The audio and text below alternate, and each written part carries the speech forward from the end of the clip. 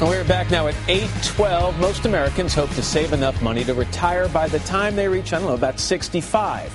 But what if you could retire much, much earlier? NBC's Tamron Hall is here with one man's story. Tamron, good morning to you. Good morning, Matt. Well, 30-year-old Jason Fieber has a plan, and everything he does is working towards the goal of retiring before he hits age 40.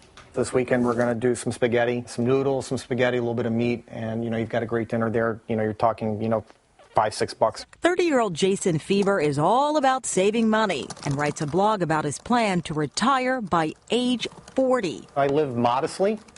I try to save 60-70% of my net income every month. His strategy is to streamline. Fieber moved from Michigan to Florida to save money in state taxes. Got rid of his car to save on transportation. It's difficult to wait for a bus in, 10-degree weather with 8 inches of snow around you. As for expenses, Fieber earns $50,000 a year. He keeps his monthly expenses low.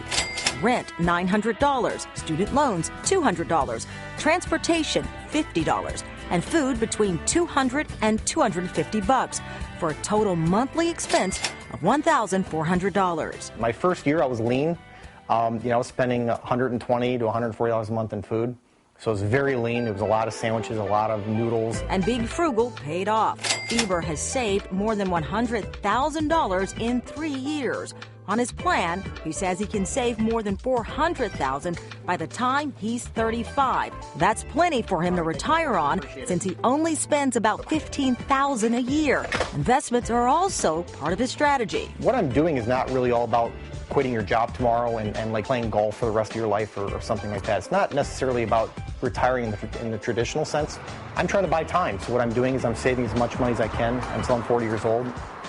So let's be honest, Fieber's plan may not be for everyone. He says he does not plan on having kids. And as for medical expenses, well, he's optimistic that he will be healthy after he retires. Once he does retire, he plans to spend his time doing charity work. So, Matt, disclaimer, obviously not for everyone, but It's working for him. And it gets people thinking, Tamron. Thank you very much. Carmen Wong Ulrich is a personal finance expert. Carmen, good to have you here. Good morning, Matt. You know that commercial that says, what's your number for retirement? Yeah. So Jason is basically saying if he saves a little more than $400,000, he's set because his expenses are low. Lifespan, though, he's got to figure he's going to live into his 80s these years, right? Well, listen, so is that number right? There are no guarantees in life. That's the thing. He says he feels healthy and he wants to remain healthy, but things happen. A third of us end up on disability. Also, too, he's got to think about how is he investing this money? Because there's no guarantee of return, and if he just sits that in a savings account, the interest is not going to be enough. But if he can get 5% on that $400,000 every year, he kicks off $20,000. He says he only spends $15,000 a year. He doesn't want to have kids. If he stays healthy, can he do it? Well, that's the thing. But still, life happens. What happens if he gets injured on the job? What happens if he ends up on disability? He's not going to be working. He's quitting. Right. And does he have medical insurance? He could cross the road and something can happen. But really what we can learn from this, though, is that you have control over your expenses. And this is a lifestyle choice that you can make, at least partially. But you do have to ask the question, do you want to live life to its fullest now? In other words, if you're constantly skimping and saving to get to that retirement age early,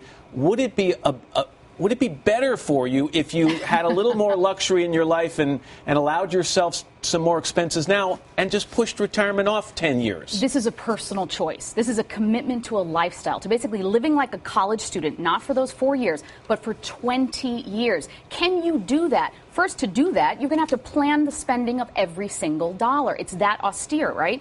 Then you've got to think about, is everyone also around you on your side? He mentions not having kids. What if you have kids? What if you have a spouse or partner? Can they commit with you? I guess you can always go back to work. And you can get a second job. I've seen folks who get a second job, funnel all of that money into savings, and they reach six figures much, much more quickly. Just help me figure out that number thing. I keep going back to this. How does the average person figure out their number? Well, that's the thing. There's no magical rule for that because it's very complicated. But you can at least get an idea by estimating your expenses in retirement. And it is an estimate and how many years you're going to retire. But two things are very important to consider. One, medical coverage. So if you're going to be retiring before the age where you can actually get government assistance for that, you're going to have to pay for health care on your own. That could be a third of your budget. And second, taxes. If you're retiring before the age of 59 and a half, That means 401ks and IRAs are not on your investment plan because you can't have access to those until that age without penalty or taxes. So be very, very smart about how you invest and how the taxes are going to be. But so while this is not for everyone, I do like your takeaway. It does tell people that they can have more control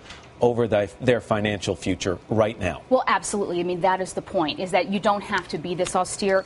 But if you're living paycheck to paycheck, for some Americans, this is really a choice that you can make. And in the end, you can do things to change it, and you can retire early. All right, Carmen, Maybe thanks not very 40, much. but... Thank you. And thanks to Jason for Thanks, raising the subject.